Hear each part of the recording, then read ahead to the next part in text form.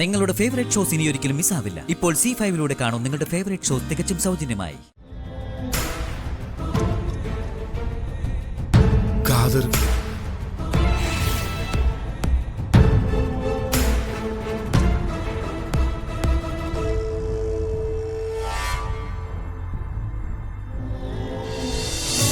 നീ ഇവിടെ ചെല്ലുമ്പോഴേ ഓരോരോ വഴിപാടെന്ന് പറഞ്ഞേ റെസീറ്റും കൊണ്ട് ആളുകൾ വരും.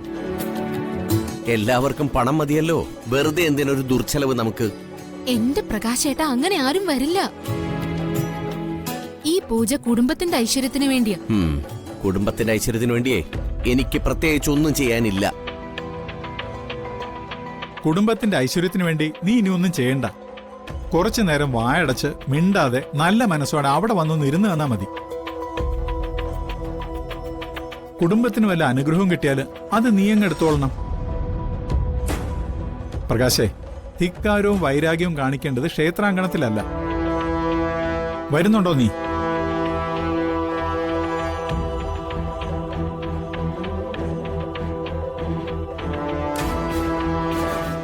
ഭാര്യയുടെ മുമ്പ് വെച്ച് അച്ഛൻ അടിച്ചു എന്നുള്ളൊരു ചീത്തപ്പേരുണ്ടാക്കരുത്. അതെ, മാധവൻ തന്നെയാ. മര്യാദയ്ക്ക് നിന്റെ മോനോട് വരാൻ പറ. എടാ മോനെ, ഒന്ന് വാ അങ്ങോട്ട്. അമ്പലത്തിൽ വെച്ച് അച്ഛനോട് തറുതല പറഞ്ഞു എന്നുള്ള ചീത്തപ്പേര് ഞാനും ഉണ്ടാക്കുന്നില്ല. നിങ്ങൾ നടന്നോ.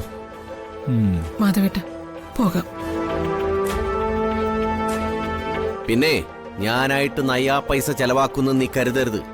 അതൊന്നും വേണ്ട, പ്രകാശേട്ടനൊന്ന് വന്നാ മതി. വാ.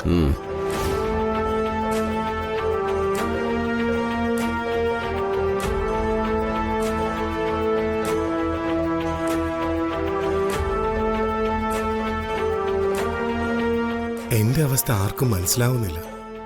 കുടുംബത്തിനൊരു അബദ്ധം വരരുതെന്ന് എന്റെ പ്രാർത്ഥന.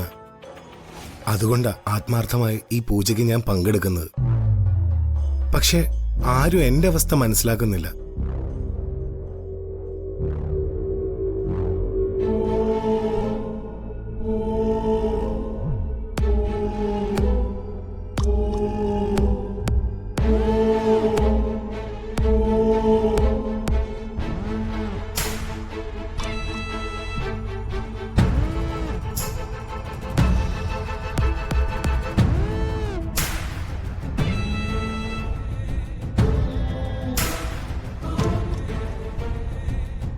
ഖാദർ,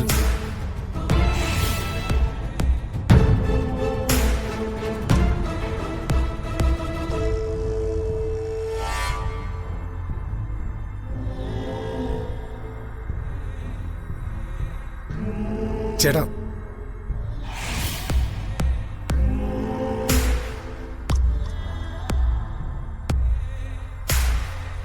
ഇത്രയും നേരം തെരഞ്ഞിട്ടും അവരെ കണ്ടില്ലല്ലോ. ആ യാഗം നടക്കുന്നിടത്തുണ്ടാവോ? വാ.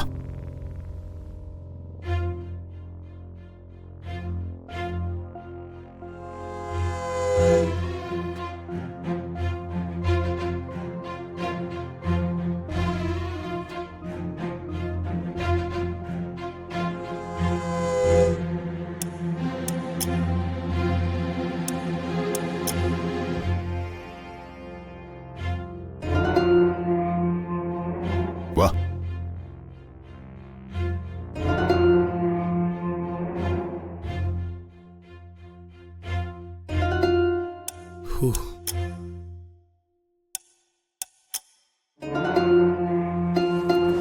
മനോജ്, നീ എന്ത് കാര്യത്തിന് ഇപ്പൊ ഇങ്ങോട്ട് വന്നേ? അവിടെ യാഗം തുടങ്ങാൻ പോവാ. നീ ചെന്നിരുന്നു. മനോജ് ഇല്ലാതെയോ? അവിടെ ഭാര്യ ഭർത്തക്കന്മാര് ഒന്നിച്ചിരിക്കണമെന്നാ പറഞ്ഞ. ഹരിതേ, നീ ഇപ്പൊ പ്രഗ്നന്റാ, സൂക്ഷിക്കണം. അതൊക്കെ എനിക്ക് അറിയാം. മനോജ് ഒന്ന് വന്നേ. എനിക്ക് പെട്ടെന്നൊരു തലവേദന. അവിടെ വന്നിട്ട് ഈ പുകയൊക്കെ കൊണ്ടാ. തലവേദന ഉണ്ടെങ്കിലേ അത് ദേവി മാറ്റിത്തരും. മനസ്സറിഞ്ഞ് പ്രാർത്ഥിച്ചാ മതി. മര്യാദക്ക് വരുന്നുണ്ടോ? എന്തിനും ഏതിനും ഒരു മോഡന്ന ന്യായങ്ങള്. ഇങ്ങോട്ട് വന്നേ മനോജ്, വാ വാ ഇങ്ങോട്ട്.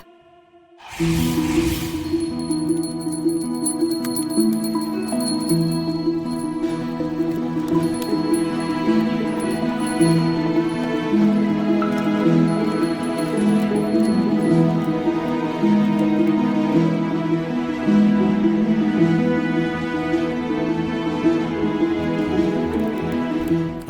ഇനി എല്ലാവരും ഇരുന്നോളൂ. പിന്നെ ഭാര്യ ഭർത്താക്കന്മാർ ഒന്നിച്ചുള്ളവർ അടുത്തടുത്ത് തന്നെ ഇരുന്നോളൂ.